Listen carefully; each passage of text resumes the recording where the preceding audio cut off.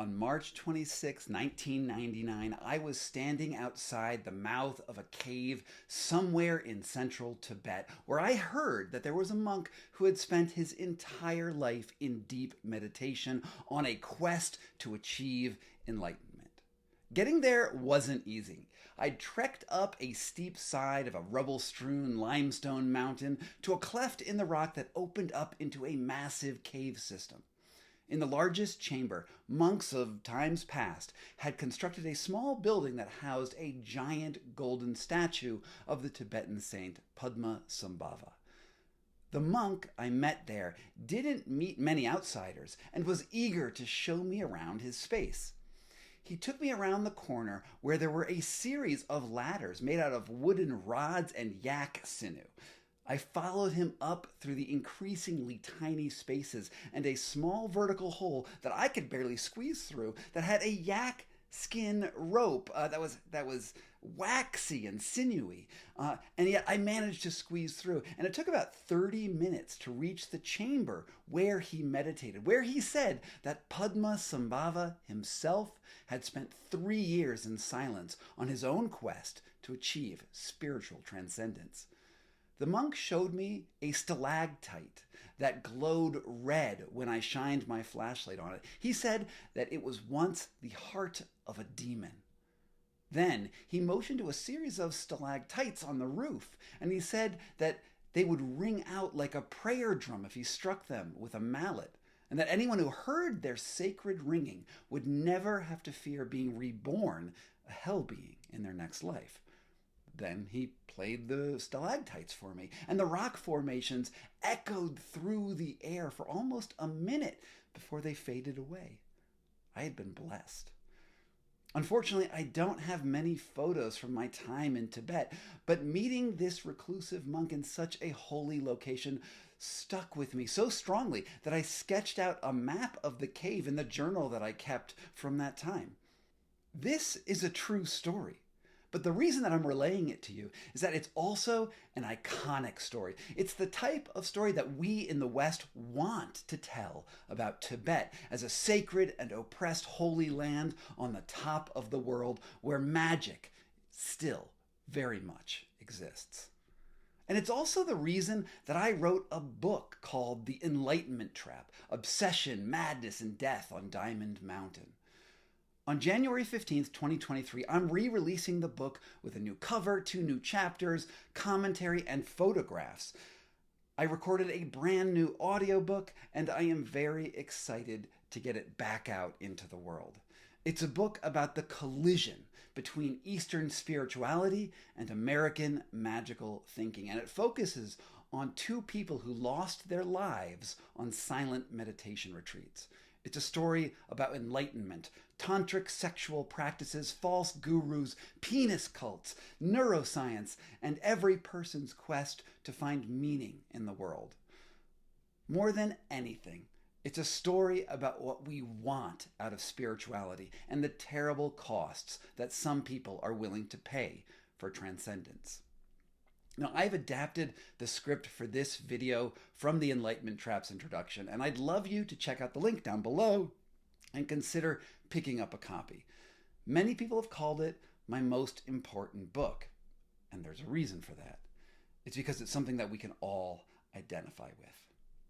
Now, Tibet has always had a certain cachet. The earliest reports of its existence in the Western world were included in a map in 1507 by the famous cartographer Amerigo Vespucci, who also's name ended up standing in for 2 American continents.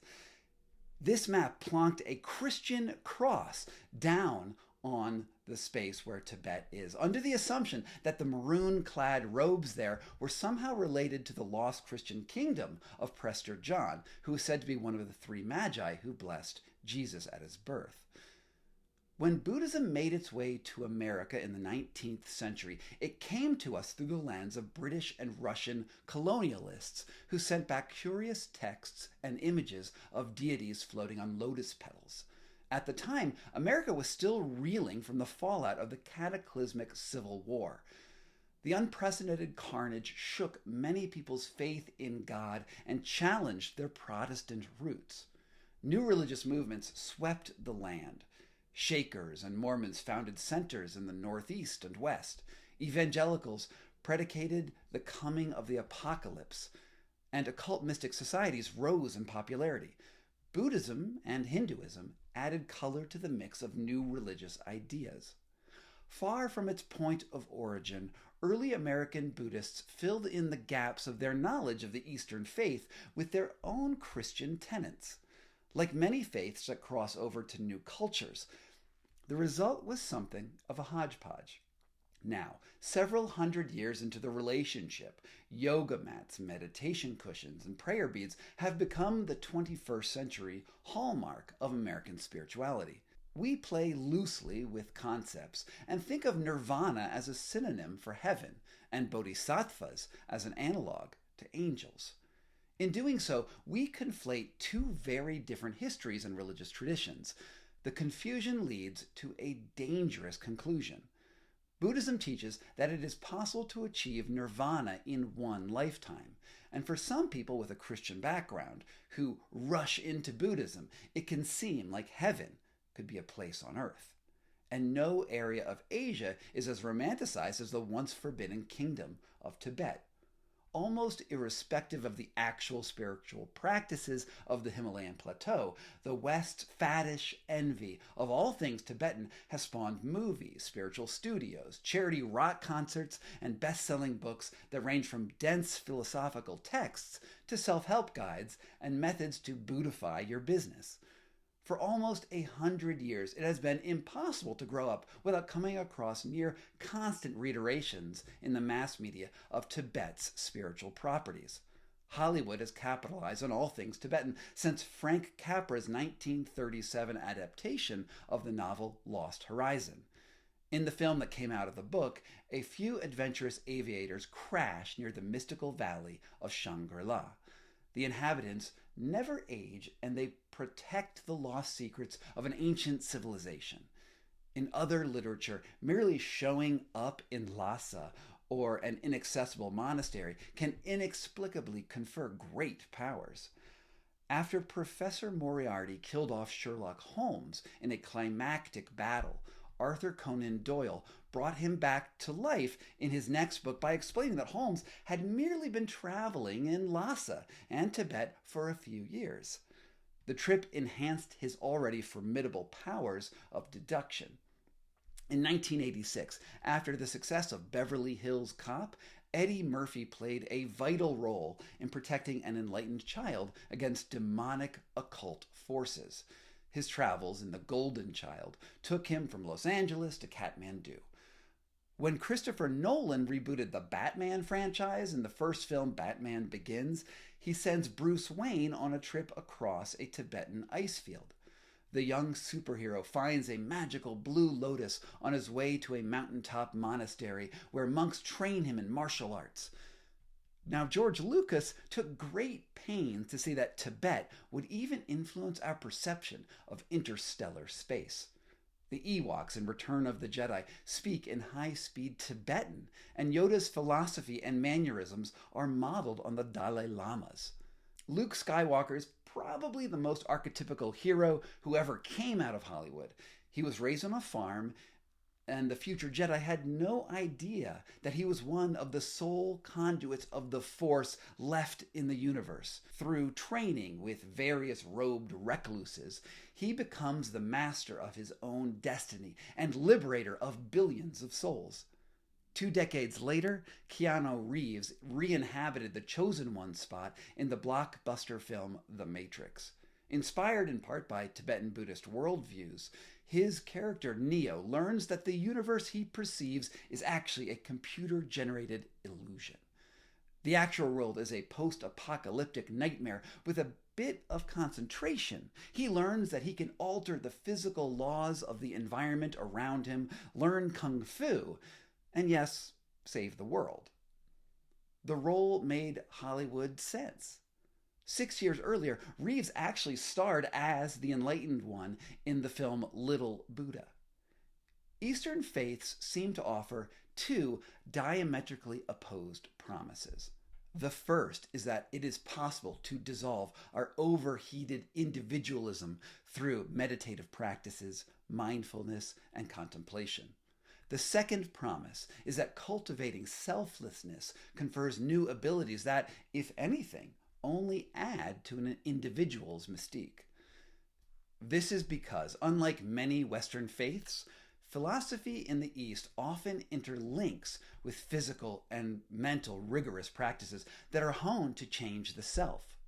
While different traditions emphasize one aspect over another, meditation, qigong, martial arts, and a number of other activities have gained traction around the world, not only because they are exotic, but because they work.